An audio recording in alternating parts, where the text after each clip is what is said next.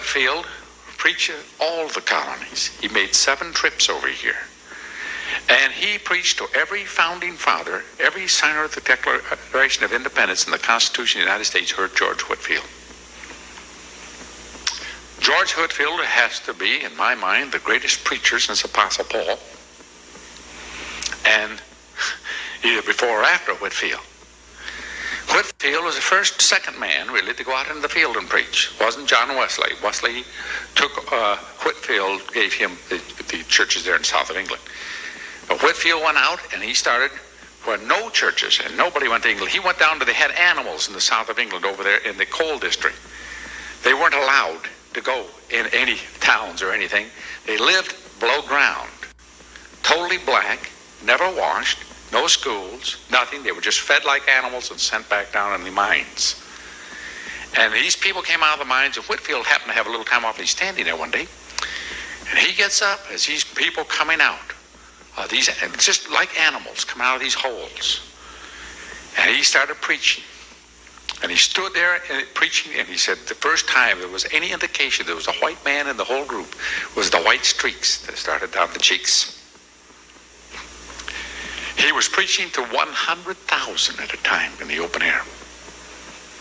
He went to London and he starts preaching around London, and he was preaching to upwards of 350,000 a day with no loudspeaker. Now that's a preacher. In a country that couldn't turn out 300,000 in a year in all the churches in the whole country, he would pull them out every day. And he would start preaching at 4 in the afternoon, and he would preach by moving from one place to another around London to the fields. And then he would go and set up in a house, and he would sit and teach until 2 or 3 in the morning, sleep a few hours, and at dawn he'd be there as they would come in with their problems, counseling all day, start out again in the early afternoon, back out to the rounds of preaching. He converted England.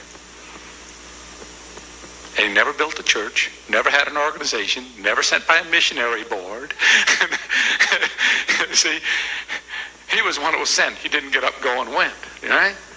This guy came to this country, which was mainly, remember, populated by prisoners and the dropouts, the dregs of the English society, the worst of it. And this country was far country from being Christian, the colonies. They were probably about the most un-Christian that you could get, except for a very few small little enclaves. By the time Whitefield had preached all the way in every colony, making 7 trips up and down those colonies, he had converted the colonies. When it came time to write that Declaration of Independence and that Constitution of the United States, it was the preaching of Goerge Whitefield that was the major instrument in coming out with the documents that we have. Without Goerge Whitefield, one of his friends was Benjamin Franklin. Benjamin Franklin said Goerge Whitefield never got the one thing he craved most, my soul. But Benjamin Franklin, of course, he couldn't believe all the things they said about Whitefield. And here he is in Boston. You can imagine Franklin out there with strings measuring the crowd as he laid out the pattern, because he couldn't believe that 100,000 could hear a man with not a strong voice. And he said, standing back at his distances that he had calculated, they can.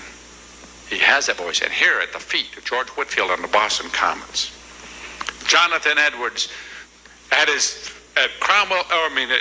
Whitefield's feet, screaming, "No man has ever preached like this man preached."